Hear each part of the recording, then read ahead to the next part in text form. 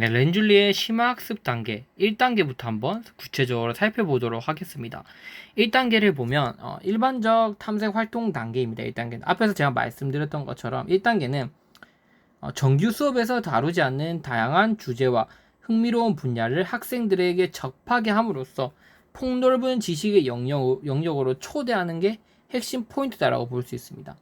학생들은 이 단계를 통해 여러 가지 새로운 지식의 영역을 경험함으로써 자신의 관심 분야를 파악할 수 있고 장차 3단계 심화 활동에서 독자적인 탐구 과제로 깊이 있게 연구할 관심 주제나 문제들을 생각해낼 수 있습니다. 물론 이 단계는 영재학습자 외에도 일반 학습자들에게도 할 수 있지만 그래도 영재학습자들을 적용시켰을 때 훨씬 효과적이라는 겁니다. 그래서 정규 수업에서 다루지 않은 것들, 어떤 것들을 아이들에게 제공해 줄 수 있냐. 예를 들면 이런 게 있죠. 박물관이나 뭐 발전소나 이런 견학을 갈 수 있는 것도 있어요. 그래서 실제 견학을 가서 전문가들과 함께 직접 만나서 상호작용하는 그런 기회를 제공하는 거예요. 그러니까 1단계 핵심 포인트는 여기서 보면 전문 서적이나 잡지, 비디오, 테이프 등 여러 가지 학습 자료를 통해서 아이들이 훨씬 광범위하고 다양한 주제를 접할 수 있게 해야 된다고 되어 있죠. 특히 2단계에서는 보시면 견학, 전문가 초청, 강연, 비디오, 조사 토론 등 다양한 활동을 통해 진행될 수 있다 되어 있잖아요. 그래서 여러분들이 1단계 활동에서 영재 아동들을 위해서 견문을 넓혀주기 위해서 흥미로운 주제와 흥미로운 분야를 아이들에게 접하게 할 때 단순히 그냥 뭐 정규 수업 과정에 넘어서는 것들만 아이들에게 제공한다 이렇게 끝내지 마시고, 그러면 정규 수업 과정에서 넘어서는 새로운 분야를 아이들에게 제공할 때 어떻게 아이들에게 해주면 좋냐, 견학을 가게 하고 또 전문가를 학교로 부르고 또 조사를 시키고 비디오를 보게 하는데, 이런 다양한 활동을 통해서 이런 다양한 주제를 아이들에게 접할 수 있게 한다, 이렇게 서술해 주시는 게 훨씬 더 좋은 점수, 완벽한 점수를 받을 수 있다, 이렇게 제가 생각이 됩니다. 그래서 이 부분 꼭 중요하게 여러분들 기억하셨으면 좋겠습니다. 그래서 렌줄리의 이러한 1단계 심화 활동은 단순히 보고 듣는 차원을 넘어서서, 그러니까 단순히 다양한 주제를 보고 넘어가는 게 아니라 이러한 분야를 경험하고 관련 활동들을 적극적으로 체험해 볼 필요가 있다고 렌줄리가 실제로 얘기를 했다는 거잖아요. 그래서 자신과 그 관련된 주제를 예를 들어서 나는 역사 쪽에서 관심이 있다고 치면, 역사학자 되고 싶다고 하면 그 역사와 관련해서 교과서에서 배운 내용 말고 새로운 내용을 비디오 테이프로 보여줄 수 있어요. 그러면 그 비디오 테이프를 보면서 직접 자신이 느낀 점을 서술해주고 이런 거를 통해서 자신의 주제를 찾아가는 것도 좋지만, 뿐만 아니라 그 역사 자료과 관련해서 실제 아이들이 견학을 가보는 거죠. 어디로? 예를 들면 우리나라로 치면 경주로 갈 수 있겠죠.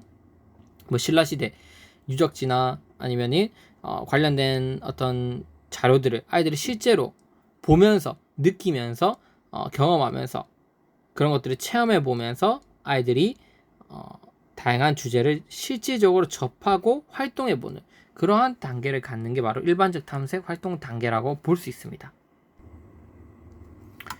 그래서 이렇게 아이들이 다양한 주제를 탐색하는 과정에서 교사는 아무것도 하지 않냐? 아니죠. 두 가지를 해야 된다는 거죠. 첫 번째는 뭡니까, 여러분? 이러한 다양한 심화 활동을 도와주기 위해서 다양한 주제를 접할 수 있게 해줘야 된다는 거, 이거 자체, 이걸 누가 해주냐? 교사가 해줘야 된다는 거예요.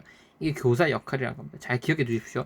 1단계에서 교사가 해야 될 거는 아까 말씀드렸지만 다양한 활동이나 다양한 자료를 아이들이 제시함으로써 정규가 교육 과정에서 다뤄지지 않는 다양한 주제, 흥미로운 분야를 아이들이 접할 수 있도록 도와줘야 된다고 하는 게 교사가 해야 될 첫 번째 역할이죠. 1단계에서. 두 번째 역할, 여기서 끝이냐? 아닙니다. 교사가 학생들이 이런 자발적인 활동을 하는 것을 주의 깊게 관찰해야 돼요. 주의 깊게 관찰하면서 그 결과를 바탕으로 2단계의 집단 구성해서 이를 활용할 수 있도록 해야 된다는 거죠. 그래서 2단계부터는 집단 활동을 할 겁니다. 그래서 집단 활동을 통해서 그 자기와 관심 있게 본 분야를 에 대해서 집중적으로 탐구할 수 있는 어떤 기술이나 기능이나 사회적 활동이나 이런 것들을 함께 소집단으로 배워 나갈 텐데, 그 소집단을 구성할 때 첫 번째 단계에서 아이들이 어떤 부분에 관심을 가지고 있는지 아이들을 잘 조사 관찰해서 그런 소집단을 활용하는데 교사가 적극적으로 이 자료를 이용해야 된다, 이렇게 볼 수 있겠죠. 그래서 교사의 역할 두 번째는 자발적인 활동을 주의 깊게 관찰해서 그 결과를 학생들의 집단 구성에 활용할 수 있도록 해야 된다는 점이 두 번째 포인트다라고 볼 수 있습니다. 그리고 이러한 과정들은 반드시 뭐가 중요하냐면 바로 아이들의 자유입니다. 자유. 이 일반적 탐색 활동 단계는 교사가 다양한 자료를 제공해주고 그다음 관찰을 하지만 이 모든 단계는 아이들의 자유에 의해서 이루어져야 된다는 점. 자기 자유롭게 자기가 원하는 것에 대해서 심화의 주제를 선택을 하고 또 정규 과정을 통해서 얻어진 이 흥미 이런 것들을 통해서 아이들이 더욱더 발달을 할 수 있기 때문에 핵심 포인트는 아이들이 자유로운 상태에서 이런 활동이 반드시 이루어져야 된다는 것도 여러분들이 꼭 기억해 두셔야 한다고 볼 수 있습니다. 이렇게 아이들이 흥미를 가질 수 있도록 교사가 다양한 관점에서 이렇게 서포트를 해주고 활동을 해주고 관찰을 해주고 또 자유롭게 활동을 할 수 있도록 환경을 마련해 주는 거, 이 단계가 바로 렌줄리 심화학습의 1단계 영재학습을 위한 1단계라고 볼 수 있어요. 이해되시죠? 그래서 뛰어난 능력을 어느 정도 가지고 있는 학습자들이 과제 집착력이나 그 분야에서 뛰어난 능력을 가지고 있는 학습자들이어야지 이 활동을 보다 효율적으로 해낼 수 있을 것입니다. 물론 일반 학생도 할 수 있겠지만 이것을 보다 효과적이고 효율적으로 달성할 수 있는 아이들은 바로 영재아동들이라는 거죠. 그 부분도 여러분들이 꼭 잘 기억해 두셨으면 좋겠습니다. 그걸 바탕으로 그럼 2단계에서 아동들은 무엇을 해 나가야 될지 한번 저와 구체적으로 한번 살펴보도록 하겠습니다.